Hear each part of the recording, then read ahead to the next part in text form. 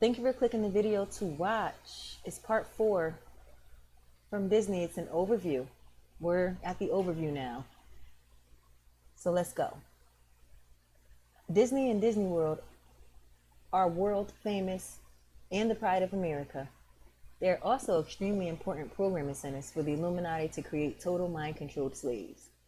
Disneyland is also involved with providing a place for rituals, porn, and other satanic activities. In terms of deception, Disney movies and Disney amusement parks rate as one of the best deceptions. According to deprogrammed ex-Illuminati slaves, the Illuminati in the 1960s needed to shift their programming away from the military bases because too much publicity or heat was shined on the military bases. Their goal was to have some place that people from all over the world would come to without raising any suspicions, and a place which would be the perfect cover for many of their criminal activities. According to a witness, the Illuminati programmers got a big laugh out of using Disneyland as a major Illuminati base for criminal activity. Under the disguise of entertaining the world, they carried out money laundering, child slavery laundering, and mind control. They nicknamed Disneyland the Little Syndicate of Mind Control. When a child of 3 or 4 was kidnapped, they could torture the child and then put him on a ride such as a Ferris wheel or carousel that A, created dissociation from the pain, while also B, going along with some fairy tale programming script. An abducted child, while waiting to be picked up from one Illuminati non-parent caretaker by another, could be kept happy and distracted while waiting for the pickup. For years, Disneyland was an Illuminati center for many of their worldwide activities. Now Disney has created other sites around the world, such as Euro Disney, 20 miles east of Paris, and Tokyo Disneyland. Tokyo Disneyland in 1991 has 16 million people attend. With such huge crowds, it doesn't take much imagination to know how the Illuminati have been able to do sneaky criminal activities right in front of people, and the public never sees it in the middle of all the activity. Euro Disney has been a money-losing affair, but the Saudis who benefit from its mind control gave the Disney's money to keep it financially in business. Walt Disney Records is the largest children's record label in the world. Disney, through their movies, books, toys, and records, etc., has made a tremendous impact on the children of the world. Their movie Return from Witch's Mountain was one of the most powerful witchcraft promotions ever made. DuckTales, which has deliberate monarch mind control triggers written into the script, is also broadcast in Poland and the former USSR. From the time of the Roman Empire, at least if not before, the oligarchical leadership, who have been in control of both the mystery religions and European aristocracy, have known about bread and circus. Bread and circus refers to the concept that if the masses of people are given entertainment and food staples, then they are easy to control. Walt Disney movies have played a key role in providing entertainment for the masses to ensure Illuminati mind control. Walt Disney's friend, the Masonic prophet H.G. Wells, in his book A Modern Utopia, states that there would be lots of shows in the New World Order. The World Future Society, in a book review in their publication Future Survey Annual in 1993, describes Disney as control of commodities such as entertainment, and access to commodities translates into control over people. The postmodern U.S. is a massive rush of disconnected commodities, each seeking a moment of our attention. The world of commodities is our soma, and entertainment is the current form of public discourse. Walt Disney World, spread over 27,400 acres of Central Florida swamp and scrub forest, is the most ideologically important piece of land in the United States. What goes on here is the quintessence of the American way. It is visited by over 30 million people a year, not only the major middle-class pilgrimage center in the U.S., but by far the most important entertainment center in the world. It is clearly Oz, Utopia, as a marketing device. Two Disney brothers, Walter Elias and Roy O. Disney, have been at the center of the creation of amusement parks and popular Disney films. And more recent times, two other men, Eisner and Katzenberg, have been notable at Disney. Eisner and Katzenberg, as well as others, will be discussed later. One of Disney's directors, Victor Salva, was convicted of molesting a boy and filming one of the sexual molestations. Recently, Disney director Salva produced the Disney movie Powder. Victor Salva's sexual molestation conviction was covered by newspaper articles such as Robert W. Wilkos of the LA Times and in newspapers such as The Oregonian, Wednesday, October 25, 1995, A section. The impact of the Disney brothers is monumental. Mickey Mouse t-shirts can be seen worn by natives all over the world. Disney World and Disneyland are the quest for a large segment of humanity who often esteem these amusement parks as the highlight of their life. What is highly esteemed among men is abomination to God according to the word of God. The Bible arbitrarily makes this claim, but sadly, research by the author over the years proves that a close examination of Disney and mankind's esteem for Disney things does vindicate the Bible expectation. In other words, as readers of this article will find out, behind the appearance of wholesomeness of the Disney brothers and their creations lays abominations, some of the most grotesque aspects of generational occultism the world has ever seen. Disney's Magic Kingdom has become an American institution that impacts people all over the world from the cradle to the grave. Who was Walt Disney? In the large book, The Art of Walt Disney, From Mickey Mouse to the Magic Kingdom by Christopher Finch, on page 11, an interesting and revealing statement is made. This is, quote, by definition, public figures are known to everyone. Yet, even after talking with some of Disney's closest associates, it is impossible to escape the conclusion that nobody really knew him. Always there was some aspect of his personality that was just out of reach. End quote. Those who got to know Walt too closely make complaints such as he was self-satisfied, intractable, and arrogant. He could bring his artists to tears or anger in a matter of seconds. Finch is not the only author who has tried to warn his readers that the public's image of Walt Disney was just that, only a false image. Mosley also writes in his biography of Walt Disney, since Disney is regarded by millions of people, particularly in the United States, as perhaps this century's most brilliant, successful creator of screen animation, I think I should make one thing clear right away. I share the general admiration of a man whose cinematic achievements were always so happily inspired and inspiriting, it says. But, and this is where I differ from uncritical idolaters, I have to know all the facts, no matter how unpalatable, as well as the romantic myths about any great man or woman I admire. Many of the myths that have been created by his publicists about Walt Disney are unpalatable, unbelievable, and unsatisfactory because so much of the real Walt Disney has been deliberately concealed. Walt Disney had grave flaws in his character. That's end quote. It starts again. Years ago, an Illuminati Grand Master and programmer stated, if the world only had the eyes to see the fibers which lay under the surface of Walt Disney's image, they'd tar and feather him and drag him through the streets. If they only knew what Disney's primary goal is. S. I'm sorry about that. That's how it says it in the article. If they only knew what Disney's primary goal is, maybe. Personal details. Walt had black hair with a black mustache and bright, quick eyes and was about 6 feet tall. He used his own facial features to clue artists on how to draw Mickey Mouse's features. He liked specially rolled brown cigarettes, which he smoked up to 70 a day.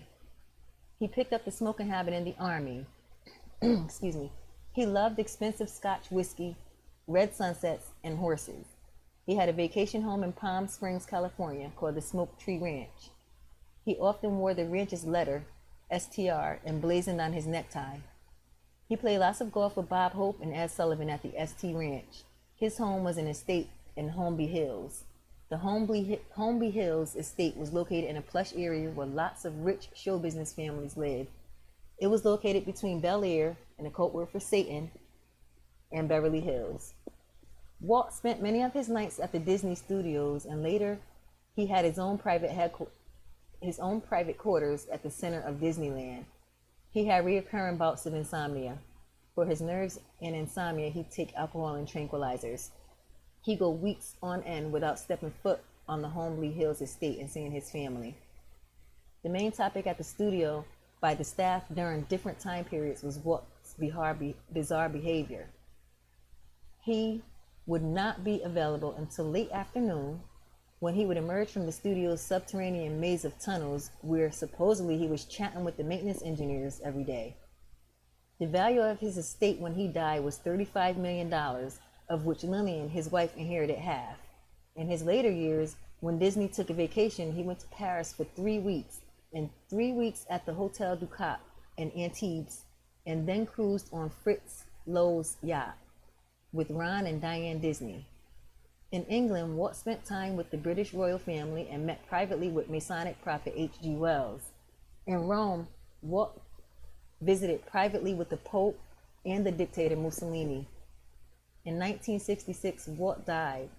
Prior to his death, he had investigated cryogenesis, being frozen, and it is believed by some that his body is frozen somewhere in California, while others claim he was cremated. Now, let's get into one last part, Mickey Mouse. According to one source, the inspiration for Walt to create Mickey Mouse came when he was unemployed and saw a mouse in the gutter. There are quite a few stories in circulation as to where the idea came from. Ub Iwerks claimed he thought Mickey up at an animators meeting in Hollywood. Walt once said, "There is a lot of mouse in me." Biographical article written by Elton E. Morrison. In fact, Ub Iwerks told Walt that Mickey Mouse looks exactly like you. Same nose, same face, same whiskers, same gestures and expressions. All he needs now is your voice. Walt often did serve as Mickey's voice. A book put out by Walt Disney Company in 1988 reveals that Walt Disney told Ward Kimball, quote, "Quite frankly, I prefer animals to people," end quote. Walt usually was the voice behind Mickey Mouse, even though he wasn't the artist. His mother was chilly for years about the work Walt did. Walt did. Around 1940, after much pleading, he finally got her to watch Mickey Mouse.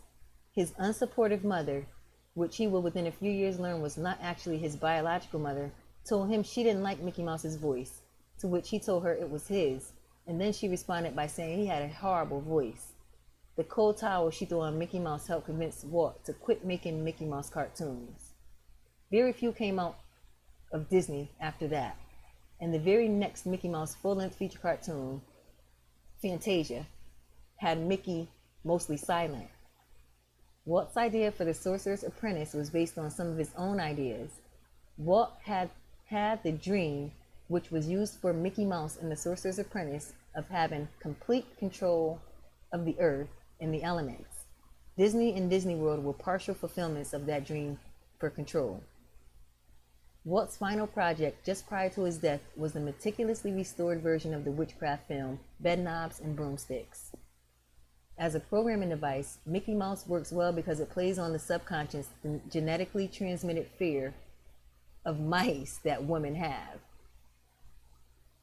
So, as a programming device, I'm going to read that again. As a programming device, Mickey Mouse works well because it plays on the subconscious, genetically transmitted fear of mice that women have. Mickey's image can help create a love-hate relationship, which is so valued during the traumatization and programming of mind-controlled slaves. Some sources state that Walt's love for animals came from the time his family had a farm near Marceline, Missouri. Walt began his schooling at Marceline, but continued it at the age of 8 at Benton School in Kansas City, Missouri. Walt's dad had a serious gambling problem and passed the spirit of gambling to his son Walt. Walt never graduated from high school. He had a natural love and a flair for the artwork. Although contrary to his public image, he never became proficient at it. He joined the army in World War I as an ambulance driver by lying about his age. During the war, he also chauffeured dignitaries. He also did some other things that are very revealing. He enjoyed drinking and gambling while in the service, and he ran a scam where he doctored German artifacts picked up on the battlefield to sell to people. War relics were tampered with to get them in shape to get the most money from them possible.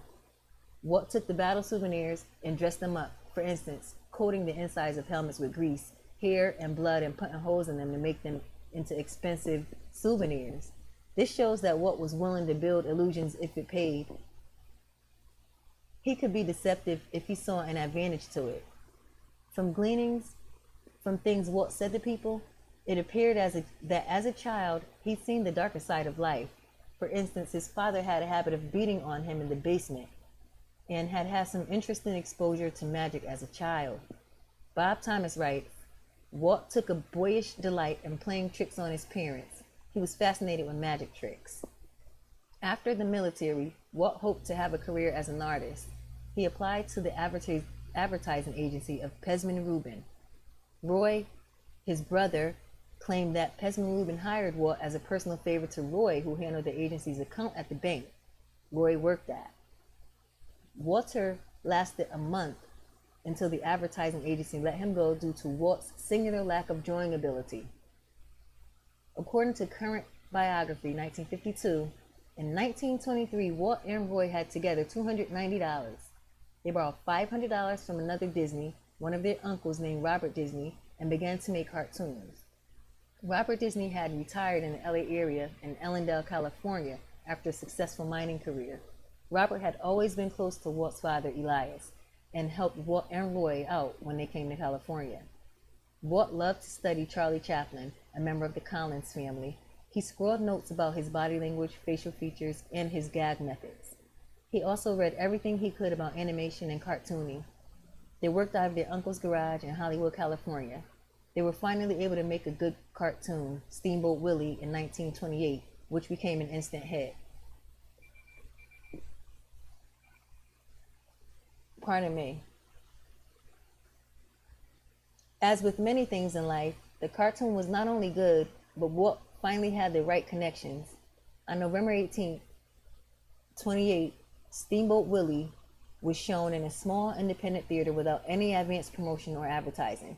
But amazingly, the New York Times, Variety, and Exhibitors Herald all ran rave reviews about the cartoon the next day. Was this an accident? Did journalists from all these prestigious periodicals just happen to go to this tiny independent theater? No, it was connections. The reason the elite decided to promote Walt Disney after Steamboat Willie came out as Hollywood's newest boy wonder was to deflect enormous bitterness that had been generated by the stock market collapse toward Jewish financiers. Hollywood, even in its first 2 decades, was known as Babylon and Sin City. The movie industry was well known to be run by Jews, and many people blamed the stock market crash on the moral degradation that Hollywood had introduced to this nation. There were calls for government regulatory groups to stop the smutty Hollywood films. Edgar Magnin, the spiritual leader of the major movie makers who were part of the Los Angeles B'nai B'rith, reportedly encouraged those in the Mishpucha and others who were B'nai B'rith movie makers that Hollywood needed to protect itself by putting Walt Disney in the limelight as a Christian white knight with family values. By the way, Edgar Magnin was nicknamed Rabbi to the Stars because he was the Hollywood rabbi. E. Magnin's grandfather's department store chain was one of the first major accounts of the Bank of Italy, and Edgar Magnin had continued his family's close association with the Bank of Italy. The closeness also came from the Bank of Italy's close ties to B'nai B'rith and ADL, Anti-Defamation League. In 1930, the movie industry made a production code which stated that the industry must make a specific effort to make movies appropriate for children. Hollywood directly praised Disney in that code as an exemplary model of what the movie industry wanted to do. With the power of the B'nai B'rith and the ADL behind him, Walt began selling into fame. Movie studios that had been turning out smut with lots of sex and violence, all jumped on the bandwagon to show Walt's clean, wholesome cartoons. What was the facelift Hollywood needed after the Depression caused Americans to think about America's morals? Many of the regular movie makers were so corrupt they were out of touch with moral issues, but Walt Disney knew black from white. The Jewish movie makers pushed the man, quote, pushed the man Walt they considered their best hope to the front of the pack, end quote, who was billed as a fundamentalist Christian, albeit a Masonic Christian who rarely stepped foot in a church. That quote is from Walt Disney's Hollywood's Prince of Darkness, page 50. Strangely, the biographies indicate that Walt quit doing the actual drawing in 1927, and Walt devoted himself entirely to the development of the cartoon business, such as raising money. In other words, the image of Walt Disney being the artist who had created the Disney cartoons is inaccurate. The Disney brothers actually hired many other artists to do the artwork. If Walt quit drawing in 1927 and their first marketable cartoon was in 1928, that clearly shows that Walt did not do the actual cartooning. He continued to oversee the work, walking in and rigidly inspecting what was being done to suit his own intuitive taste. Actually, the genius cartoon artist, animator, who made Walt Disney's success was Ub Iwerks, about whom Walt, on a number of occasions, said was the best animator in the world. Without Ub Iwerks to take Walt's ideas and turn them into reality, Walt would never have become famous. Walt would never have become famous, it says. Ub was an incredible genius who had a sense of line, a sense of humor, patience, organization, and a great sense of what Walt wanted. Walt treated him cruelly at times, interrupting him, playing tricks on him, and not being totally honest with paying him. But he stayed with Walt over the years and made Walt the success Walt became. The book Disney's World and Disney Animation. This is what that's from. Okay, no. It says the book Disney's World and Disney Animation, The Illusion of Life, have information on the unheralded genius of Iwerks. Another unknown great artist was Floyd Gottfredson. Floyd Gottfredson drew all the Mickey Mouse cartoons from 1932 until October 1975, which is a period of 45 and a half years. Floyd Gottfredson was a Mormon born in a railway station in 1905 and raised in a tiny Mormon town, Sigurd, 180 miles south of Salt Lake City. In 1931, before Floyd totally took over the Mickey Mouse drawings, he would take suggestions from Walt on what to draw. For instance, Walt puzzled him by insisting he do a cartoon series of Mickey Mouse committing suicide. Floyd has said, "Walt, you're kidding." But Walt thought that a series on suicide would be funny. Over the years, Walt Disney products never mentioned Floyd's name. The bulk of the fans were led to believe Walt did the cartooning of Mickey Mouse himself. See the book Walt Disney's Mickey Mouse in Color, editor Bruce Hamilton, published by the Walt Disney Company in 1988. Fred Moore was involved in the creation of Pluto and some other cartoon characters. Fred Moore. The idea of Pluto was Walt's, and it was Norm Ferguson's genius at drawing that took the idea and created the actual images. Walt Disney was awarded 32 Personal Academy Awards for the work that was done by his studios. Walt Disney's famous signature was actually designed by someone else and was taught to Walt. That was from Schickel Richard, the Disney version, The Lifetime Art and Commerce of Walt Disney, New York, 1968, page 34. Walt could only make a crude Disney signature. He could only make a crude Disney signature, so he delegated the writing of the signature to several artists, including Bob Moore, Disney's publicity artist. Later, after much practice, he learned to make it well enough to do for publicity. He delegated the writing of the signature to several artists, including Bob Moore, Disney's publicity artist. Later, after much practice, he learned to make it well enough to do for publicity. Many people who wrote letters asking for his actual signature and who actually did get his signature thought that they had received forgeries by his staff. because the famous Disney signature was so crude. The nicer looking ones were the forgeries. One cartoon animator who joined Disney in 1940 recalled that Walt told him on the first day, "You're new here, and I want you to understand just one thing.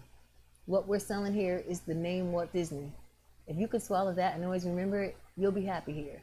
But if you've got any ideas about seeing the name Ken Anderson, his name, up there, it's best for you to leave right away." Okay, that's about enough because I'm starting to get a little sloppy with the reading. And the next section of the book is Occult Porn King. That should be interesting. So stay tuned. And thank you again for tuning in, clicking on the video to watch it. Please subscribe to the channel and come back for part 5. Thank you.